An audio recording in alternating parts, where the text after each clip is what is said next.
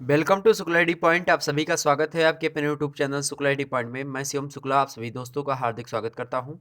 दोस्तों, आज की वीडियो में हम बात करेंगे बीए प्रथम वर्ष शिक्षा शास्त्र पेपर 1 के मॉडल पेपर के बारे में और जानेंगे कि 2021 की परीक्षा में किस प्रकार के प्रश्न आपके एग्जाम में पूछे जाएंगे और कौन कौन से ऐसे महत्वपूर्ण प्रश्न हैं जो कि आपके परीक्षा में आ सकते हैं। साथ ही साथ प्रीवियस ईयर में कौन से ऐसे प्रश्न थे जो पूछे गए थे, उनको बीच बीच में बताता चलूंगा। उसके बाद में प्रीवियस ईयर मतलब पिछले साल का मतलब ये नहीं कि 2020 में पूछे गए, 2020, 18, 17 इन सब में जो प्रश्न पूछे गए उन सब का कलेक्शन कर करके मैं आपको जो है बीच बीच में बताता रहूंगा कौन से प्रश्न कब पूछे गए, कौन से कब पूछे नहीं गए हैं। ठीक है, साथ ही साथ संभावित प्रश्न मैं आपके सामने ला रहा हूँ जो 2021 में परीक्षा में 2021 के पूछे जा सकते हैं। तो कुल मिलाकर के यहाँ पे 100 मोस्ट इंपॉर्टेंट ऑब्जेक्टिव प्रश्नों को लिखित रूप में तो आपके सामने मिलेगा ही मिलेगा, स्लाइड वाइज। उसके बाद में जो मैं मौखिक रूप से आपके सामने प्रस्तुत करूंगा, जो भी जो है जो इम्पोर्टेंट चीज़ें होंगी, जो और भी आने की संभावना होगी, तो लगभग आपसे 200 से 300 प्रश्न आपके तैयार हो जाएंगे ऑब्जेक्टिव टाइप के इसी वीडियो के अंतर्गत। तो वीडियो थोड़ी लंबी होगी, इसलिए आप लोग थोड़ा आराम से देखिएगा इसको और वीडियो एक बार में पूरा देखिएगा। ठीक, तभी आपका पूरा का पूरा पेपर एक टाइम में मतलब एक समय में पूरा का पूरा पेपर आपका एक ही वीडियो के अंतर्गत समाहित हो जाएगा। ठीक, साथ ही परीक्षा के अंतिम समय में मैं ऑडियो आर्टिकल का प्रोग्राम बना रहा हूं, ताकि क्योंकि उसमें आर्टिकल जैसे पूरे पेपर में कौन कौन से प्रश्न है, लगभग 1000 प्रश्नों की सीरीज होगी और 1000 प्रश्नों में आपका पूरा का पूरा unit wise videos chapter wise मैं उसमें बता दूंगा। ठीक, मतलब ऑब्जेक्टिव टाइप के। अब वही जो है 2 घंटे की 2.5 घंटे की लगभग वीडियो होगी, उसको आप जो है ईयरफोन लगा कर केवल सुनना है आपको। रात में क्या सोते समय ईयरफोन लगा के सुन लेना है। बस 4-6 दिन ऐसे करेंगे, सारे के सारे प्रश्न आपके माइंड में घुस चुके होंगे। ठीक, तो चलिए भैया शुरू करते हैं। फर्स्ट पेपर का क्या नाम है? प्रिंसिपल्स ऑफ एजुकेशन, जिसको कहते हैं शिक्षा का सिद्धांत। अब भैया यहीं पे बात उठती है कि सेकंड पेपर का क्या नाम है, तो सेकंड पेपर का नाम है भारतीय शिक्षा का इतिहास एवं विकास, बीए प्रथम वर्ष शिक्षा शास्त्र के। ठीक, तो उसका मॉडल पेपर भी हमने तैयार कर लिया है, उसका भी वीडियोज आएगा आपके सामने। तो सबसे पहले हम बात करते हैं आज के वीडियो में प्रिंसिपल्स ऑफ एजुकेशन के ऐसे महत्वपूर्ण प्रश्न जो कि एग्जाम हॉल में आपको देखने को मिलेंगे। मैं जो है लगभग 60% यहीं से आपके क्वेश्चन देखने को मिलेंगे आपकी परीक्षा में। लेकिन जो बातें मैं बीच बीच में बोलता हूं उनको भी सुनना पड़ेगा आपको। जो प्रश्न पिछले ईयर पूछे गए हैं उनको भी मैं बीच बीच में इंक्लूड करता चलूंगा, तो उनको आप आसानी से सुनते चलेंगे। ठीक है, देखिए आपके सामने स्लाइड प्रस्तुत है। पहला प्रश्न देखिए कि भारत वर्ष में मुख्यतया क्या पूछा गया आपसे। आपसे पूछा गया है मित्रों कि भारतवर्ष में मुख्य रूप से क्या पूछा गया कि भारतवर्ष में मुख्य रूप से कितने धर्म प्रचलित हैं। तो भारत में भैया कितने धर्म प्रचलित हैं, बताइए फटाफट, कितने धर्म प्रचलित हैं भारत में। तो भारत में आपके कितने धर्म प्रचलित हैं, हाँ बताइए भैया। एक तो होइएगा नहीं, 4 तो वैसे ही हिंदू मुस्लिम सिख ईसाई हो गए, और भी जैन बौद्ध हैं। तो कुल मिलाकर ये कितने हैं, 6 धर्म आपके भारत में हैं। तो 6 धर्म भारत में क्या हैं, मान्य रूप से चल रहे हैं। तो भारत में प्रचलित धर्मों की संख्या कितनी है, 6, हिंदू मुस्लिम सिख ईसाई बौद्ध और जैन। ठीक, ध्यान रखेंगे इतनी बात। आगे बढ़ते हैं। मानव संस्कृति में कितने वर्ण हैं, मानव संस्कृति में कितने वर्ण हैं। तो वर्णों की संख्या मित्रों 4 है। 4 कौन कौन से वर्ण हैं, तो वर्णों की संख्या 4 है। वो 4 वर्ण मैं बताना चाहूँ आपको, तो उन 4 वर्ण जो हैं आपके ब्राह्मण क्षत्रिय वैश्य और शूद्र हैं। इसके लिए एक वेदों में श्लोक प्रचलित है, ब्राह्मणो वस्य मुखामासीद बाहुराज्यान्यः कृता उर्तदस्य वैश्याः पादाभ्याम शूद्रो अजायता। अर्थात मनु और श्रद्धा जो उत्पन्न हुए, या फिर ये सारी चीजें जो उत्पन्न हुए, इनके पहले ये सारी चीजें नहीं उत्पन्न हुई थी, मनु श्रद्धा नहीं हुए थे। कि उससे पहले एक विराट पुरुष थे, ब्रह्मा जी को माना जाता है। ब्रह्मा जी के मुखमंडल से ब्राह्मण की उत्पत्ति हुई, उनके भुजाओं से क्षत्रियों की उत्पत्ति हुई, उनके कमर के पास से यानी उनके उरु से, ठीक है, उदर से किसकी उत्पत्ति हुई, उनके उदर से जो है वैश्य की उत्पत्ति हुई, और पाद से यानी पैरों से किसकी उत्पत्ति हुई, पैरों से उत्पत्ति हुई मित्रों शूद्रों की। ब्राह्मण का कर्म होता था जो है क्या करना, अध्ययन अध्यापन करना इत्यादि, जो है कर्म कांड वगैरह करवाना, ये सब होता था। ठीक है, दान लेना दान देना यज्ञ आदि करवाना करना। उसके बाद में क्षत्रियों का कार्य होता था शिकार खेलने जाना और सभी लोगों की रक्षा करना, रक्षा करने के उपरांत राजकाज देखना। ठीक, उसके बाद में दान देना और ब्राह्मणों की सेवा करना इत्यादि लिखा था। ब्राह्मणों की सेवा करना नहीं, मतलब उनको दान देना, या फिर इस प्रकार से लिखा है। इसके बाद में वैश्य को ये था अलाउ कि वैश्य लोग क्या करते थे, वैश्य लोग जैसे कि आजकल देखते हैं बनिया और जो बनी जैसे जो दुकान वगैरह खोले हुए हैं आज मार्केट में, वो सब वैश्य का कार्य करते थे। मतलब जो पेट पूजा वगैरह करने के लिए, जैसे कि खाने वाने की वस्तु जो इकट्ठा करते हैं, वो सब वैश्य के अंतर्गत आते थे। और जो शूद्र होते थे वो खेतों में काम करते थे और जो है गाय भैंस वगैरह पालते थे, जो भी पशुपालन वगैरह करना होता था, तो वो इस प्रकार से सेवा करते थे इन सभी की। ठीक, तो इसीलिए श्लोक प्रचलित है कि ब्राह्मणो अस्य मुखामासीत बाहुराज जाने करता, यानी ब्राह्मणों अस्य मुखामासीत, मुख से निकले, बाहुराज जाने करता, बाहु मतलब भुजाओं से निकले, बाहुराज जाने करता उर्तदस्य, उर मतलब उधर से निकला वै से, ठीक है, उर्तदस्य वैश्या पादाभ्याम शूद्रो आ जाता है, और पैरों से कौन निकला, शूद्र निकला। ठीक, चलिए, तो इस प्रकार से मानव संस्कृति में 4 वर्ण प्रचलित थे। ओके, आगे बढ़ो। कौन नैतिक मूल्य है, अगला प्रश्न है कौन नैतिक मूल्य है। नैतिक मूल्य भैया इनमें से कौन है, देखें, जब भी कभी ये पूछा जाए प्रश्न कि नैतिक मूल्य इनमें से कौन है, या फिर विशेषता पूछी जाए, या फिर किसी चीज का कारण पूछा जाए और उसमें आपको उपर्युक्त सभी ऑप्शन मिल जाता है, तो आप आंख मूंद करके वही लगा दीजिएगा। ऐसे प्रश्नों की संख्या लगभग 12 से 10 के आसपास आती है परीक्षा में, तो ऐसे प्रश्न आपको वैसे करने होते हैं। इससे संबंधित हमने अभी वीडियो बना रखी है, अभी जस्ट इससे पहले वाली वीडियोस है जिसमें हमने बताया है कि तुक्का कैसे लगाते हैं, उसमें आप देख लीजिएगा कि आप नहीं पढ़े हैं तो आपके 12 से 15 प्रश्न आपके सही हो जाएंगे एग्जाम में। ठीक, तो कौन नैतिक मूल्य है, नैतिक मूल्य क्या है, ईमानदारी एक नैतिक मूल्य है। नैतिक समझते हैं मोरल नियम जो होते हैं, यानी समाज में जो वैल्यूएबल होते हैं, यानी किसी समाज में अगर आप ईमानदारी करते हैं तो आपको कोई मना नहीं करेगा कि भैया ईमानदार है इसको जेल में बंद कर दो, यानी ना तो कानून आपके ऊपर कोई कुछ करेगा और ना समाज के लोग करेंगे, ना तो आप सामाजिक अपराध की श्रेणी में आएंगे और ना ही आप कानूनी अपराध की श्रेणी में आएंगे। ठीक, तो नैतिक मूल्य कौन सा है, ईमानदारी नैतिक मूल्य है। सत्यता, आप सत्य बोलेंगे तो नैतिक मूल्य होगा, और सत्य के अगर नहीं, झूठ बोलते हैं तो नैतिक मूल्यों के खिलाफ बोलते हैं, इसलिए आपको सामाजिक अपराध के तहत आपको दंड भी मिल सकता है। ठीक, कर्तव्य पारायणता, कर्तव्य पारायणता मतलब होता है जो आपको किसी समाज में जो आपको कर्तव्य दिया गया, फिर आपकी जो भूमिका होती है उसका सही तरीके से जो है समाज के नियमों को ध्यान में रखते हुए, सामाजिक मानदंडों को ध्यान में रखते हुए वो चीजें जो करता है व्यक्ति, तो उसी को कहते हैं कर्तव्य पारायणता, मतलब कर्मठ, जुझारू, कि अपने काम के प्रति वो सजग हो, सचेत हो और काम करता रहे। ठीक, अगला प्रश्न देखते हैं, मूल्य का निर्धारण स्रोत है। मूल्य कैसे, जैसे समाज में अगर मूल्य निकालना हो तो कैसे निकालते हैं, तो मूल्य जो बनते हैं समाज में, समाज का मूल्य मतलब होता है कि समाज के ऐसे कौन से कर्तव्य हैं जिनको करने से ठीक ठाक माना जाएगा, और कौन से ऐसे कर्तव्य हैं जो आप करते हैं तो उसको गलत माना जाएगा, ये होता है मूल्य। तो इसका निर्धारण करती है संस्कृति, इसका निर्धारण करता है धर्म, इसका निर्धारण करता है समाज। ठीक, तो आपको उपयुक्त डी ऑप्शन, मतलब उपयुक्त सभी मिलेगा डी ऑप्शन में, वही करेक्ट होगा। जब कभी भी इस प्रकार से पूछा जाए कि इसके स्रोत निम्न में से कौन है, उपयुक्त डी मतलब उपयुक्त सभी ऑप्शन में मिले तो वही होगा करेक्ट आंसर, जैसे इस प्रकार से। ठीक, तो ऐसे प्रश्न 10-12 प्रश्न आते हैं, तो इनको ध्यान रखिएगा आप लोग। चलिए आगे बढ़ते हैं और प्रश्नों को देख लेते हैं।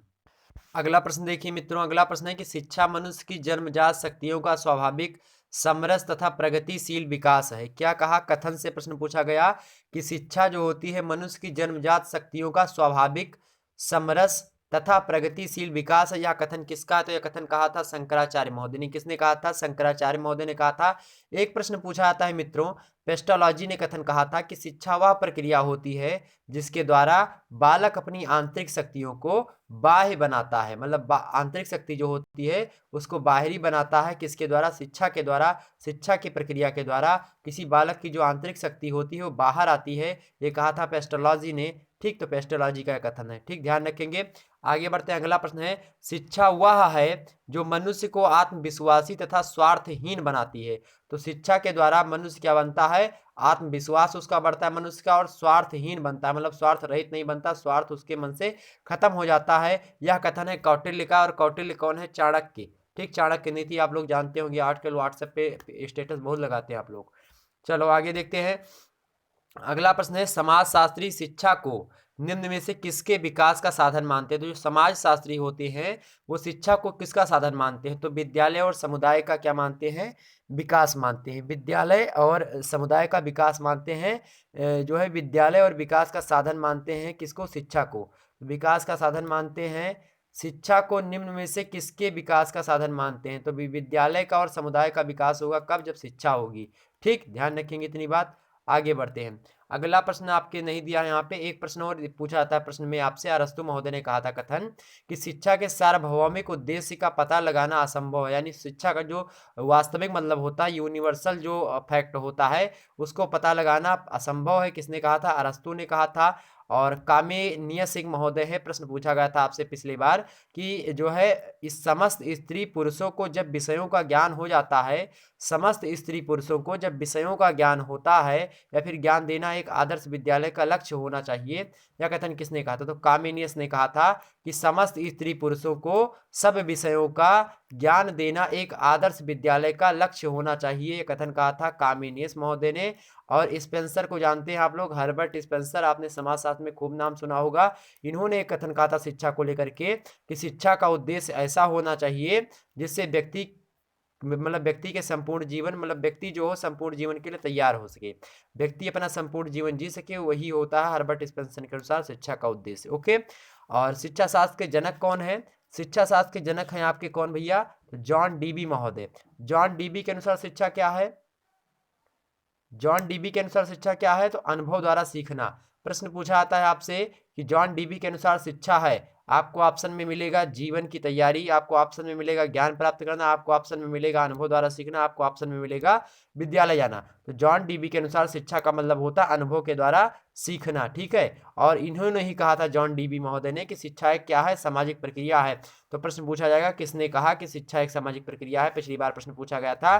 तो जॉन डीबी ने कहा है कि शिक्षा क्या है? एक सामाजिक प्रक्रिया है। ध्यान रखेंगे इतनी बात। शिक्षा क्या है? शिक्षा एक सामाजिक प्रक्रिया है। ये बात ध्यान रखिए किसने कहा है?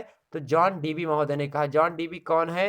शिक्षा शास्त्र के जनक हैं। ठीक, इतनी बात ध्यान रखेंगे। चलो आगे बढ़ते हैं। अगला प्रश्न देखिए मित्रों, अगला प्रश्न देखिए आप लोगों के सामने प्रस्तुत है। अगला प्रश्न क्या है? फटाफट देखिए आप लोग। अगला प्रश्न है कि बालक का मस्तिष्क जो होता है कोरी स्लेट की तरह होता है, मतलब कि उस पर कुछ लिखा नहीं होता। जो छोटा बालक होता है, एकदम से जैसे श्यामपट देखे हैं आप लोग, श्यामपट या ब्लैक बोर्ड या फिर व्हाइट बोर्ड, तो एकदम से ब्लैक रहता है या फिर वो व्हाइट बोर्ड सफ़ेद रहता है, तो वो एकदम से सफ़ेद रहता है, मान लिया मिटाया हुआ बोर्ड है, तो उसी प्रकार से होता है बालक का मस्तिष्क, जिसमें जो चाहो वो लिख दो। ये कथन किसने कहा था? तो बस इतना कथन इनका यहीं पे दिया है, इतना है। लेकिन आगे भी इन्होंने इस बात की पुष्टि करी है कि बालक का मस्तिष्क जो होता है कोरी स्लेट, मतलब होता है कि एकदम से सादा हो, और उस पर जो व्यक्ति, उसका समुदाय, उसका समाज, उसका परिवार जो चाहता है वो लिखता है, अपने हिसाब से उसका समाजीकरण होता है। ठीक, तो वो अपने किस माहौल में पल रहा है, वो उस कोरी, जैसे कि अब कोई सब्जेक्ट, कोई विषय, कोई ब्लैक बोर्ड है, और ब्लैक बोर्ड पर आकर के मान लिया मैं आ रहा हूँ तो मैं शिक्षा शास्त्र पढ़ा रहा हूँ, कोई और सर आए वो आपको समाजशास्त्र पढ़ाए, कोई और सर आए वो आपको इंग्लिश पढ़ा दे उसी पर, तो वो हर बार मिटा के पढ़ाएंगे, तो जो खाली बोर्ड होता है उस पर कोई भी सब्जेक्ट लिखा जा सकता है। तो इसी प्रकार से जो बालक होता है वो जो है एकदम से कुछ नहीं जानता, छोटा होता है, तो उसको जिस दिशा में हम मोड़ देंगे उसी दिशा में चला जाएगा। जिस प्रकार से जब लोहे को हम गला देते हैं या फिर मोम को हम पिघला करके जिस आकार में चाहें उस आकार में बना सकते हैं, या फिर किसी वस्तु को पिघला करके बना सकते हैं, ठीक उसी प्रकार से बालक के मस्तिष्क को चाहे उधर मोड़ सकते हैं। यह कथन था रूसो का। किसका है? यह कथन है रूसो का। आगे देखते हैं। परिवार शिक्षा का सर्वोत्तम स्थान है जहां बालक, परिवार शिक्षा का सर्वोत्तम स्थान है और बालक का प्रथम विद्यालय। यह कथन किसने कहा? पेस्टोलॉजी ने। किसने कहा भैया? पेस्टोलॉजी ने कहा यह कथन। पेस्टोलॉजी ने क्या कहा? पेस्टोलॉजी ने कहा कि परिवार जो होता है शिक्षा का सर्वोत्तम स्थान होता है। परिवार क्या होता है? शिक्षा का सर्वोत्तम स्थान होता है, और बालक का प्रथम विद्यालय, बालक का जो प्रथम स्थान होता है वह विद्यालय होता है। और क्या होता है? और जो शिक्षा का सर्वोत्तम स्थान, परिवार जो होता है शिक्षा का सबसे अच्छा स्थान होता है, और पहला जो स्थान होता है वो बालक का विद्यालय होता है। ठीक है, कथन किसने कहा था? पेस्टोलॉजी ने कहा था। पेस्टोलॉजी ने और एक कथन कहा था, हमने आपको बता दिया था उसको अगली स्लाइड में, तो ध्यान रखेंगे उस बात को भी। महात्मा गांधी ने भी एक कथन कहा था शिक्षा को लेकर के कि मनुष्य की अंतर्निहित पूर्णता को अभिव्यक्त करना ही शिक्षा होती है। यह कथन कहा था महात्मा गांधी ने। महात्मा गांधी ने क्या कहा? महात्मा गांधी ने कहा कि मनुष्य की अंतर्निहित पूर्णता, यानी जो अंतर्निहित उसके अंदर जो बसा है उसी को पूर्ण कर ले और उसी को अभिव्यक्त कर दे, जो उसके अंदर की शक्तियां हैं उसको बाहर अभिव्यक्त कर दे, वही शिक्षा होती है। किसने कहा यह कथन? यह महात्मा गांधी जी ने कहा। आगे बढ़ते हैं, अगला प्रश्न देखते हैं। वर्तमान समय में शिक्षा के कौन कौन से रूप प्रचलित हैं? तो वर्तमान समय में शिक्षा के कौन कौन से रूप प्रचलित हैं भैया?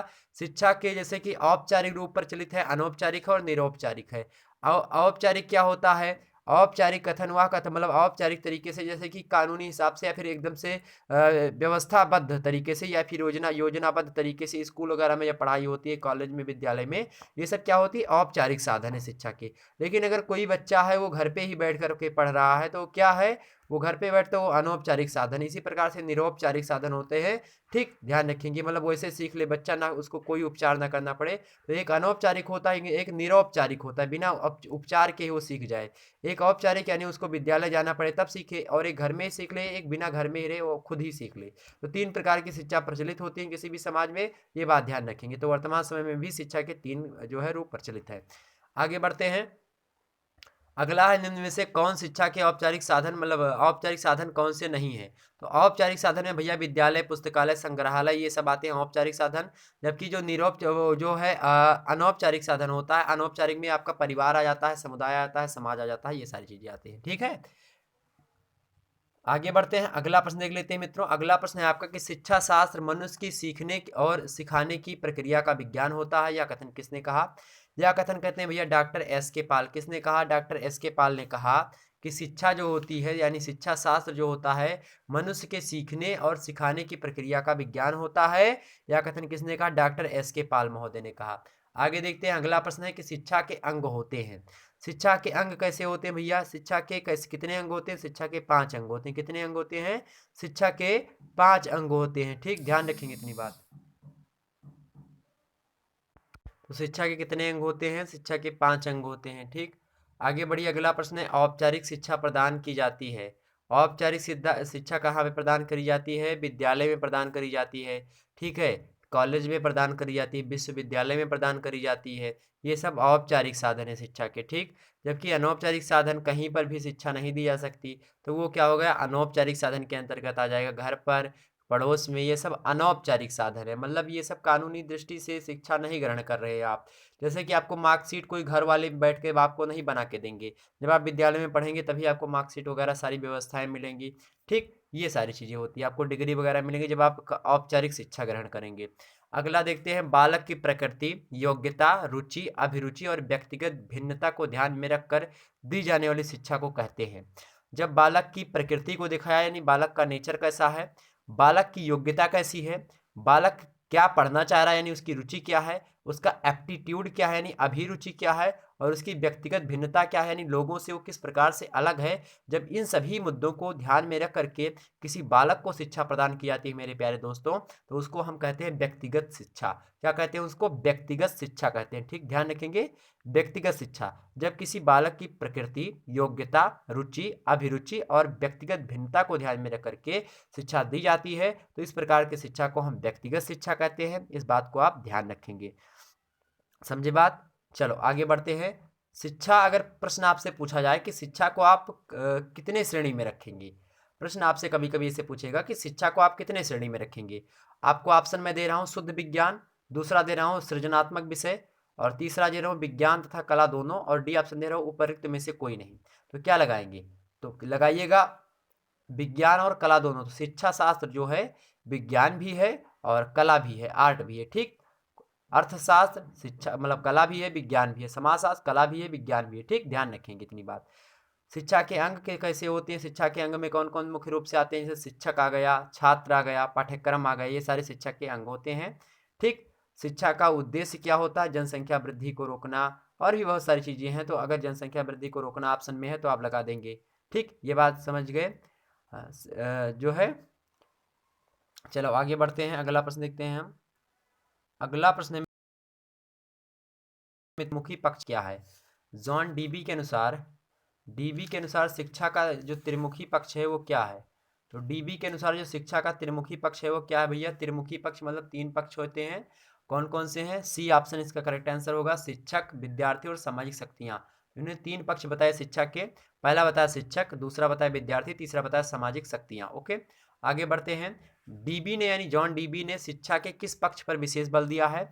तो जॉन डीबी ने सबसे ज्यादा बल दिया सामाजिक तत्व पर, यानी सामाजिक तत्व के कारण से शिक्षा जो होती है ज्यादा व्यक्ति के अंतर्गत आती है। ठीक, ध्यान रखेंगे। एक प्रश्न पूछा गया था कि शारीरिक, मानसिक तथा बौद्धिक विकास की प्रक्रिया ही शिक्षा कहलाती है। यह कथन किसका है? तो यह कथन है किसका? अरस्तु महोदय का। किसका है? अरस्तु महोदय का। साथ ही साथ शंकर भगवान का एक कथन है, शंकर भगवान ने कहा था, शंकर ने क्या कहा था कि सा विद्या या विमुक्तये, सा विद्या या विमुक्तये। तो यह कथन कभी कभी आपसे पूछ लिया जाएगा कि कथन किसका, तो शंकर ऑप्शन में मिलेगा, वही लगा दीजिएगा। ठीक। जॉन डीबी ने एक कथन और कहा था कि शिक्षा स्वयं जीवन ही है। तो यह प्रश्न पूछा जाएगा कि शिक्षा स्वयं जीवन ही है, या मत किसका है, तो यह मत किसका, जॉन डीबी का है। ठीक, ध्यान रखेंगे। गृह बालक की शिक्षा के सर्वोत्तम स्थान एवं प्रथम विद्यालय, यह कथन किसका है, यह कथन है मैजनी का। ठीक, गृह बालक की शिक्षा यानी जो घर होता है, बालक की शिक्षा के सर्वोत्तम स्थान है, और प्रथम विद्यालय, यह कथन किसने कहा, मैजनी ने कहा। और इसी से मिलता जुलता एक कथन अभी और आपने देखा होगा, वो उसको किसने कहा था, एक कथन और आपने देखा था इससे मिलता जुलता कथन, उसको किसी दूसरे बंदे ने कहा था। ठीक, तो उसको भी ध्यान रखेंगे, हमने वो चीज़ बता ली है, उसको आप देख लीजिएगा। ओके। शिक्षा अगर पूछा जाए क्या होती है, तो अनुभव तथा ज्ञान को हम क्या कहते हैं, शिक्षा कहते हैं। कुल मिलाकर के बस शिक्षा से इतने प्रश्न आपसे पूछा जाएगा। साथ ही साथ जीवन ही शिक्षा, ये किसने कहा, तो रूसो ने भी ये बात कही कि जीवन ही शिक्षा है, और शिक्षा स्वयं जीवन ही है। शिक्षा स्वयं जीवन ही है, यह कथन जॉन डीबी का है। जीवन ही शिक्षा है, यह कथन है रूसो का। ठीक, ध्यान रखेंगे इतनी बात। द्विमुखी प्रक्रिया किसने कहा है शिक्षा को, द्विमुखी प्रक्रिया जॉन एडम्स ने कहा है। जॉन एडम्स ने द्विमुखी कहा है। त्रिमुखी किसने कहा है शिक्षा का, तो जॉन डीबी ने कहा है। जॉन डीबी ने शिक्षा किस पक्ष पर बल दिया, सामाजिक पक्ष पर या सामाजिक तत्व पर। अगला प्रश्न देखते हैं। हैंडरसन के अनुसार शिक्षण के 3 आवश्यक अंग हैं। हैंडरसन के अनुसार शिक्षण के 3 आवश्यक अंग कौन कौन से हैं, प्रशिक्षण, निर्देश और प्रेरणा। क्या क्या, प्रशिक्षण, निर्देश और प्रेरणा जो है, ये 3 जो है हैंडरसन महोदय के अनुसार शिक्षण के आवश्यक 3 अंग माने गए हैं, प्रशिक्षण, निर्देशन और प्रेरणा। ठीक, ध्यान रखेंगे इतनी बात। अगला प्रश्न नीचे छुपे रुस्तम वाला है कि शिक्षा को द्विध्रुवीय प्रक्रिया कहा है। शिक्षा को द्विध्रुवीय प्रक्रिया किसने कहा है, तो जॉन एडम्स ने कहा। हमने भी बताया कि शिक्षा को द्विमुखी प्रक्रिया जो है इन्होंने कहा था, किसने, एडम्स महोदय ने। ध्यान रखेंगे। और एडम्स महोदय ने क्या क्या बताया द्विमुखी पक्ष में, एक तो बताया शिक्षक होता है, दूसरा बताया शिक्षार्थी होता है। क्या बताया, एक तो शिक्षक होता है और एक शिक्षार्थी होता है। ठीक, चलो आगे बढ़ते हैं। अगला प्रश्न है आपके सामने मित्रों, अगला प्रश्न आपके सामने प्रस्तुत है। देखें, जो है विद्यालय समाज का लघु रूप है। विद्यालय समाज का क्या है, लघु रूप है। ये कथन किसका है, कथन जॉन डीबी का है। मोस्ट इंपोर्टेंट समाज जो है ये है शिक्षा शास्त्री जॉन डीबी, इनसे बहुत प्रश्न पूछे जाते हैं एग्जाम। अगला आप देखते हैं, किसने विद्यालय को बचपन का घर कहा है, तो विद्यालय को बचपन का घर किसने कहा, फ्रोबेल महोदय ने कहा, फ्रोबेल महोदय। अगला प्रश्न देखते हैं, शिक्षा का औपचारिक साधन है। शिक्षा का औपचारिक साधन कौन है, विद्यालय है। अगला प्रश्न देखते हैं, शैक्षिक जनसंचार के प्रमुख साधन है, तो शैक्षिक जनसंचार के साधन कौन कौन से हैं भैया, तो शिक्षा को अगर मैं बात करूं जनसंचार में किस प्रकार से है, तो रेडियो के द्वारा भी शिक्षा लोग ग्रहण करते हैं, दूरदर्शन के द्वारा भी शिक्षा ग्रहण करते हैं, समाचार पत्रों के द्वारा भी शिक्षा ग्रहण करते हैं, यानी उपर्युक्त सभी। ऑप्शन इसका डी करेक्ट। आगे बढ़ो भैया, अगला प्रश्न आपके सामने देखते हैं। अगला प्रश्न है आपका, अगला प्रश्न क्या है कि निम्नलिखित में से किस उपाय से समुदाय को विद्यालय के निकट लाया जा सकता है, तो कि कौन सा ऐसा उपाय है इनमें से जिसके द्वारा क्या किया जा सकता है, समुदाय को विद्यालय के निकट लाया जा सकता है। तो भैया समुदाय के सदस्यों को आमंत्रण देंगे। ठीक है, बिल्कुल देना पड़ेगा। अभिभावक शिक्षक संघ बना करके, अभिभावक शिक्षक संघ बनाए कि अभिभावक लोग, जैसे पेरेंट मीटिंग होती है आजकल, वही कर ले। उसके बाद में सामुदायिक समस्याओं का समाधान करें। जो समुदाय में समस्या हो, उन समस्याओं का समाधान मतलब क्या कर दें, आपको उसको समाधान कर दें उन सभी समस्याओं का, तो लोग विद्यालय आने लगेंगे। तो समुदाय को विद्यालय के निकट लाया जा सकता है समुदाय के सदस्यों को आमंत्रण देकर, अभिभावक शिक्षक संघ बनाकर, सामुदायिक समस्याओं का समाधान करके, उपर्युक्त सभी, यानी ऑप्शन इसका डी करेक्ट होगा। जब कभी भी इस प्रकार से प्रश्न पूछा जाएगा, तमाम सारी चीज देंगे, उपर्युक्त सभी ऑप्शन में होगा, तो आप वही लगाइएगा, करेक्ट आंसर होता है। अगला प्रश्न देखते हैं, प्रकृति के स्वामी की ओर, प्रकृति के स्वामी की ओर से हर वस्तु सुंदर होती है, परंतु मनुष्य के हाथ में पहुंचने पर खराब हो जाती है। प्रकृति जो है कोई भी वस्तु अच्छी बनाती है, बहुत ठीक ठाक बनाती है, लेकिन जब वो हमारे हाथ में आती है, मनुष्यों के हाथ में आती है, तो बेकार हो जाती है। उसमें हम संशोधन करना चाहते हैं और संशोधन के परिणाम स्वरूप वो बेकार हो जाती है। ठीक, ये कथन किसने कहा है, तो यह कथन किसने कहा भैया, यह कथन कहा रूसो महोदय ने। किसने कहा है, रूसो महोदय ने कहा है। नीचे आपको प्रश्न दिखाई पड़ रहा है कि समाज की सबसे छोटी इकाई कौन सी है, समाज की सबसे छोटी इकाई कौन सी है? व्यक्ति होता है। व्यक्ति से बड़ी इकाई कौन सा होता है? तो आपका परिवार होता है। और परिवार में क्या होता है? व्यक्ति के व्यक्तित्व का विकास होता है, अर्थात व्यक्ति का समाजीकरण होता है। और व्यक्ति का जो समाजीकरण होता है वह शिक्षा की प्रक्रिया के ही तहत होता है। इसलिए यह प्रश्न इंपॉर्टेंट है, पूछा जा सकता है। ठीक, एक प्रश्न पूछा गया था पिछली बार कि माताएं आदर्श अध्यापिकाएं हैं और घर द्वारा दी जाने वाली अनौपचारिक शिक्षा ही सबसे अधिक प्रभावशाली व स्वाभाविक है। यह कथन किसने कहा था? तो एक जो है उनका महोदय का नाम है फ्रोबेल। तो फ्रोबेल महोदय ने कहा कि जो माताएं होती हैं वो आदर्श अध्यापिकाएं होती हैं, मतलब वो आइडल जो है टीचर्स होती हैं। और वो क्या करती हैं? वो घर के द्वारा जो शिक्षा देती हैं बच्चों को, अनौपचारिक शिक्षा, वो जो होती है सबसे प्रभावकारी शिक्षा होती है। जैसे कभी कभी आपने देखा होगा, आपने जब नई नई शादी होती है किसी की, जब शादी के बाद में जब छोटे बच्चे होते तो उनको जो है माताएं खूब सिखाती हैं, क्योंकि नई नई, क्योंकि जब शादी होती है तो 18-20 साल की उम्र होती है, 19-20 साल की। देखो 22-23 साल पे उनके वाले एक लड़का हो गया। अब उस लड़के को हमेशा वो छोटा बड़ा ज्ञान तक सिखाएंगे, twinkle twinkle little star, how I wonder what you are, ये सब उनको रचनाएं याद करवाने लगेंगी, कविता एक आध दो याद करेंगी, गाना एक आध दो, बेटा नोज कहाँ है, बेटा ये कहाँ है, बेटा वो कहाँ है, बेटा आइज कहाँ है, बेटा हियर कहाँ है, बेटा ये कहाँ है, बेटा वो कहाँ है, ऐसे खूब पूछेंगे उनसे। अब क्या होता है, बच्चा क्या हो जाता है? एक तो कंफ्यूज ही होता है, दूसरी बात क्या होता है, बच्चा गुस्सा जाता है अपनी माता के ऊपर कि जब देखो तब। अब जैसे घर में पूछो तो याद करवा दे, चलो कोनो बात नहीं, लेकिन अब कहीं पार्टी में गई मम्मा, अब मम्मा जब पार्टी में गई तो बच्चे को साथ में लेकर के गई, अब बच्चे को साथ में लेकर गई तो और बच्चा वहां पे मान लिया कोई है, तो वो मम्मी सोचेंगी उनकी बच्चे की कि लाओ इस पार्टी में हम अपने बच्चे का थोड़ा भाव बना दें और मेरा भी, क्योंकि बच्चे का जो प्रतिनिधित्व करती है माता ही करती हैं। तो बच्चे के माध्यम से अपने आप के टैलेंट को दिखाने के लिए वो कहती हैं, बेटा आंटी को ट्विंकल ट्विंकल सुनाओ ना, जो मैंने उस दिन कविता आपको सुनाई थी, वो ट्विंकल ट्विंकल सुनाओ बेटा, आंटी को सुनाओ। इस प्रकार से ऐसे कहेंगी। और बच्चा क्या होगा, एक बार आंटी को सुनाया तब तक अंकल जी कहीं से टपक पड़े इधर से, अंकल को बेटा वही कविता सुनाओ ट्विंकल ट्विंकल जो आंटी को सुनाया था तुमने, तो वो भी सुनाएगा, twinkle twinkle little star how I wonder what you are. इस प्रकार से अब बेचारा कविता पढ़ते पढ़ते, जैसे एक मतलब डेली आपको आलू की सब्जी मिलती रहेगी तो आलू की सब्जी कितने दिन तक आप खाएंगे? तो इसी प्रकार से बच्चा जो होता है वो नए नए प्रकार की चीजें चाहता है, तो उसको नई नई प्रकार की एक ही चीज ना पूछो कि नोज कहाँ है बेटा, ये आइस कहाँ है, ये कहाँ है, बदला करो भाई, किसी दिन छोटा बड़ा पूछो तो किसी दिन ABCD, किसी दिन ट्वेंकी ट्वेंकी, तो किसी दिन मछली जल की रानी है पूछो। ठीक, चलो आगे बढ़ते हैं। तो सबसे छोटी इकाई कौन सी है भैया? सबसे छोटी इकाई व्यक्ति की कौन सी होती है, मतलब समाज की? तो व्यक्ति होती है। माताएं आदर्श अध्यापिकाएं होती है। घर द्वारा दी जाने वाली जो अनौपचारिक शिक्षा होती है वह सबसे अधिक प्रभावशाली होती है किसी बच्चे के लिए। यह कथन किसका है? यह कथन है फ्रोबेल महोदय का।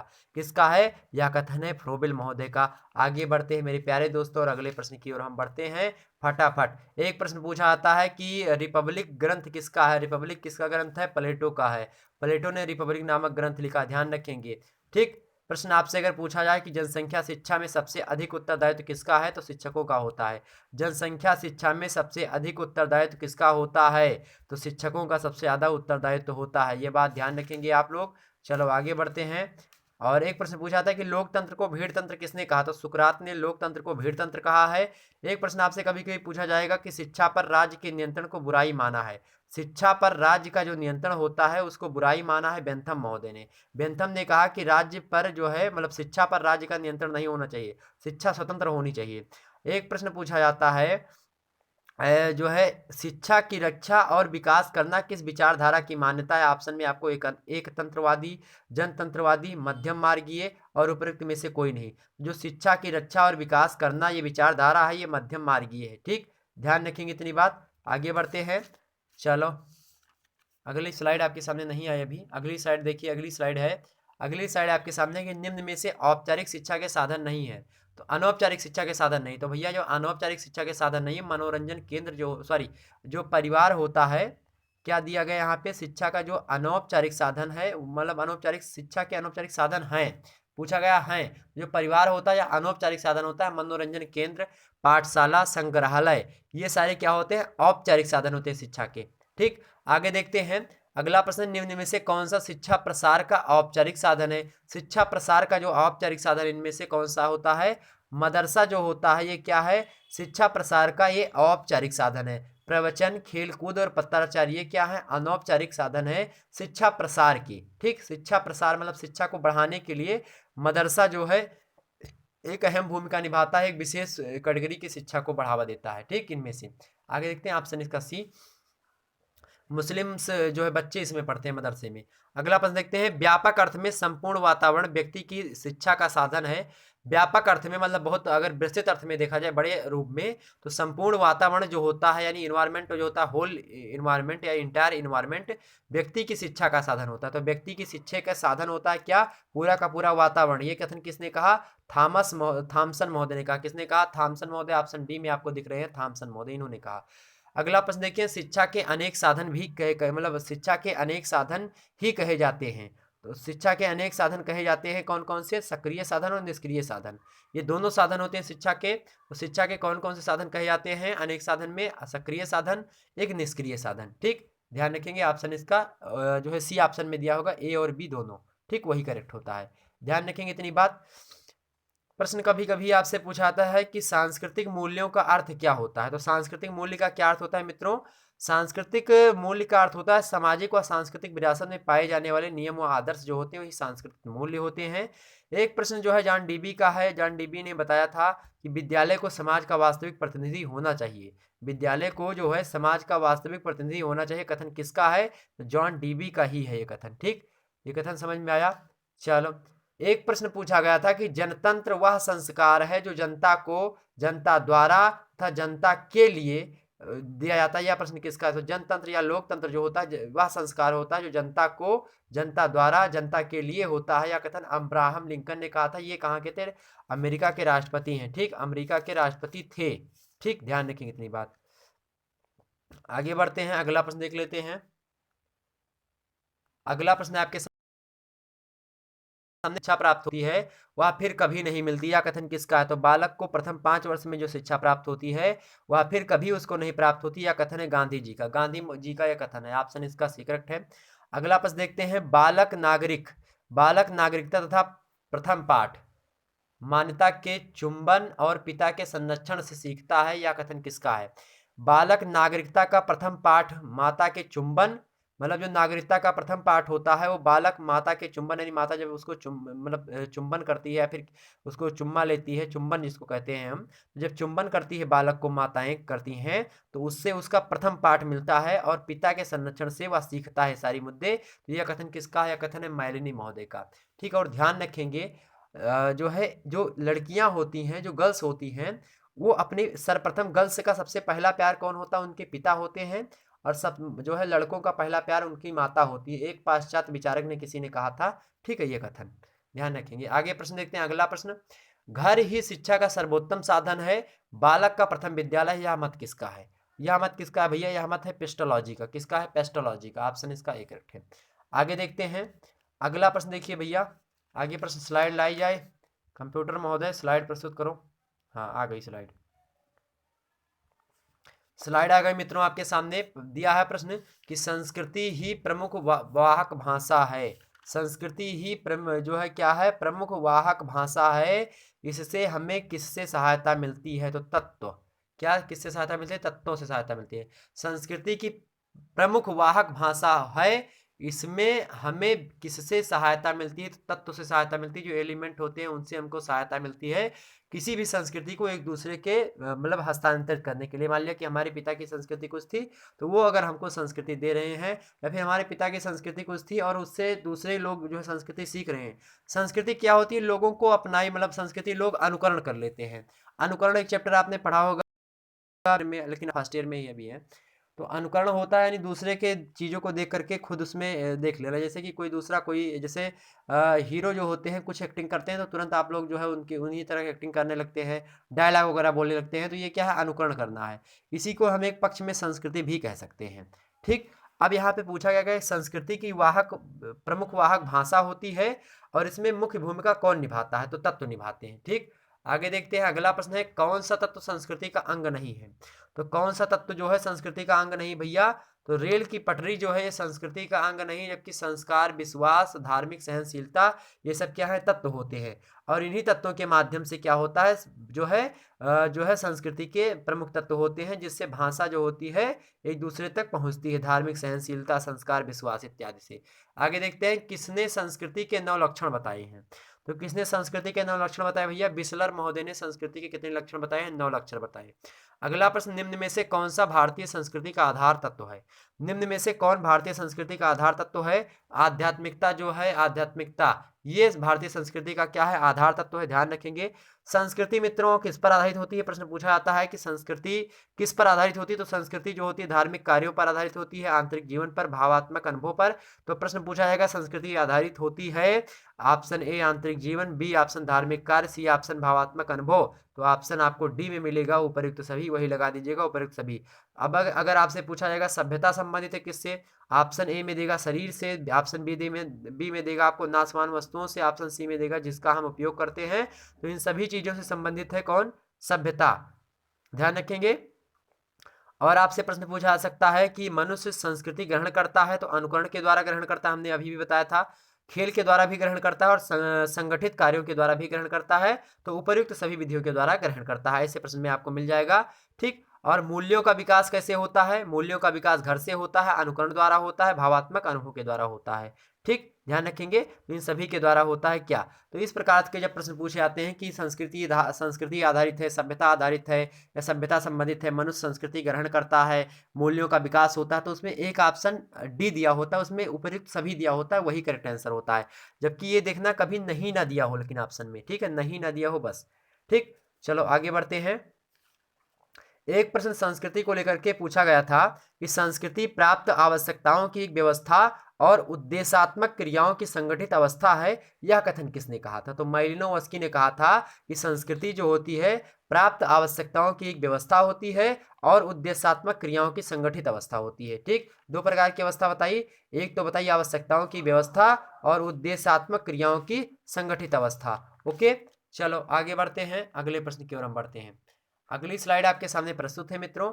अगली स्लाइड में आपका प्रश्न यहाँ पे दिया है, अगली स्लाइड में प्रश्न आपका क्या दिया है कि आधुनिक भौतिकवादी संस्कृति समाज के सांस्कृतिक विकास में बाधक हैं, यह कथन है। और पूछा गया कि जो आधुनिक भौतिकवादी संस्कृति है वो समाज के जो सांस्कृतिक विकास है उसमें बाधा उत्पन्न करती है। ऑप्शन में आपको ए दिया है सत्य, बी दिया है असत्य, सी दिया है नहीं, डी दिया है कोई प्रभाव नहीं करती। तो भैया जो आधुनिक संस्कृति होती है, आधुनिक भौतिकवादी संस्कृति है, वो समाज के सांस्कृतिक विकास में बाधा उत्पन्न करती है, अर्थात यह कथन बिल्कुल सत्य है। ऑप्शन इसका ए करेक्ट है। ऐसे प्रश्न जरूर एग्जाम में आपको देखने को मिलेंगे, दैट इज मोस्ट इंपॉर्टेंट प्रश्न ऑफ दिस वीडियो।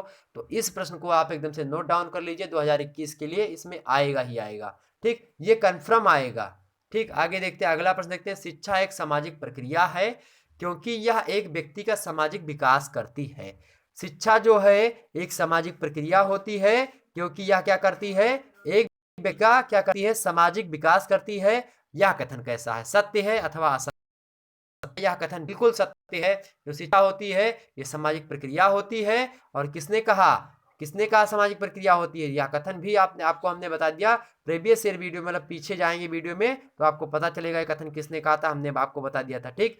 चलो, तो शिक्षा एक सामाजिक प्रक्रिया होती है जिसके तहत क्या होता है? व्यक्ति का सामाजिक विकास होता है। ऑप्शन इसका एक करेक्ट है, यानी सत्य कथन है, बिल्कुल सत्य है। अगला प्रश्न देखते हैं। आपसे प्रश्न यह भी पूछा सकता है, आपसे प्रश्न यह भी पूछा सकता है, क्या प्रश्न पूछा सकता है भैया कि समाज एक अमूर्त शब्द होता है जो कि एक समूह के दो या दो से अधिक सदस्यों के बीच स्थित परस्पर विरोधी संबंधों की जटिलता का बोध कराता है। यह कथन किसका था? एडम स्मिथ ने यह कथन कहा था। किसने? एडम स्मिथ ने यह कथन कहा था, ठीक, ध्यान रखेंगे इतनी बात। अगला प्रश्न देखते हैं। विद्यालय को समाज का वास्तविक प्रतिनिधि होना चाहिए, यह कथन किसका है? विद्यालय को समाज का वास्तविक प्रतिनिधि होना चाहिए, यह कथन किसका है? यह कथन है जॉन डीबी का। जॉन डीबी कथन है, मोस्ट इंपॉर्टेंट प्रश्न है, इसको ध्यान रख लीजिएगा। अगला प्रश्न देखते हैं। विद्यालय और समाज में क्या संबंध होता है? तो विद्यालय और समाज में क्या संबंध होता है भैया? विद्यालय और समाज में क्या संबंध होता है? विद्यालय एवं समाज का अन्योन्याश्रित संबंध होता है। कैसा होता है? अन्योन्याश्रित संबंध होता है, एक दूसरे से संबंधित होते हैं विद्यालय और समाज। क्योंकि समाज में बच्चा क्या होता है? समाजीकरण होता है बच्चे का, और विद्यालय में क्या होता है? उसका शैक्षणिकरण होता है। ओके, चलो आगे बढ़ते हैं। प्रश्न आपसे पूछा जा सकता है कि स्कूल शब्द की उत्पत्ति कैसे हुई है? स्कूल शब्द की जो उत्पत्ति हुई है स्कूला शब्द से या फिर स्कूल शब्द से हुई है, जो कि एक लैटिन भाषा से का शब्द है, ठीक, ध्यान रखेंगे इतनी बात। चलो, शिक्षा जन्म से प्रारंभ होती तथा माता उपयुक्त परिचारिका होती, यह कथन किसका है? यह कथन है रूसो महोदय का। किसका है? रूसो महोदय का यह कथन है। आगे बढ़ते हैं और अगले प्रश्नों की ओर हम बढ़ते हैं। चलो स्लाइड आई जाए भैया। हाँ आ गई स्लाइड। अगला प्रश्न है आपका कि दूरस्थ शिक्षा का संसाधन है। दूरस्थ शिक्षा का संसाधन कौन सा है? तो दूरस्थ शिक्षा का संसाधन भैया देखिए ऑप्शन इसमें रेडियो तथा टेलीविजन। तो दूर से आप शिक्षा किससे ग्रहण करते हैं? रेडियो से बिल्कुल हाँ सुनते हैं, बहुत दूर से कोई व्यक्ति बोलता है और हमारे यहाँ सुनाई देता है। टेलीविजन में यही हाल है। उसके अंदर कंप्यूटर का यही हाल है कि डाटा जो है कहीं से इधर उधर से आ रहा है और आप उसको देख रहे हैं। हमारी आप वीडियो देख रहे हैं, तो ये क्या है? दूरस्थ शिक्षा का एक उदाहरण है, संसाधन है। ठीक, इंटरनेट के माध्यम से आप देखते हैं तो ये ऊपर एक तो सभी होगा, ऑप्शन इसका ये है। ठीक, तो जब कभी भी इस प्रकार के प्रश्न पूछे जाएं, तीन ऑप्शन दिया हो, उसमें पूछा जाए ये इसके तत्व हैं या फिर संसाधन है या विशेषताएं हैं या फिर ऐसी भी कोई वस्तु एक कारण इसका क्या है, इसका परिणाम क्या होगा, इसके प्रभाव कौन कौन से होते हैं, तो आप उसमें एक ऑप्शन होता है डी, ऊपर एक सभी वही करिएगा। आगे बढ़ते हैं। वैकल्पिक शिक्षा के अंतर्गत किन बच्चों को शिक्षा दी जाती है? वैकल्पिक शिक्षा के अंतर्गत किन बच्चों को शिक्षा दी जाती है? तो ड्राफ्ट आउट जो बच्चे होते हैं उनको शिक्षा दी जाती है वैकल्पिक शिक्षा के अंतर्गत। और जो ड्राफ्ट बच्चे होते हैं, शिक्षा की मुख्य धारा से जो दूर हो जाते हैं, यानी जो शिक्षा में बिल्कुल रुचि नहीं लेते, मतलब शिक्षा उनको अच्छी नहीं लगती, तो ऐसे बालक को हम ड्राफ्ट आउट बच्चे कहते हैं। इनके लिए एक वैकल्पिक शिक्षा मतलब एक अलग से क्लास की व्यवस्था करी जाती है।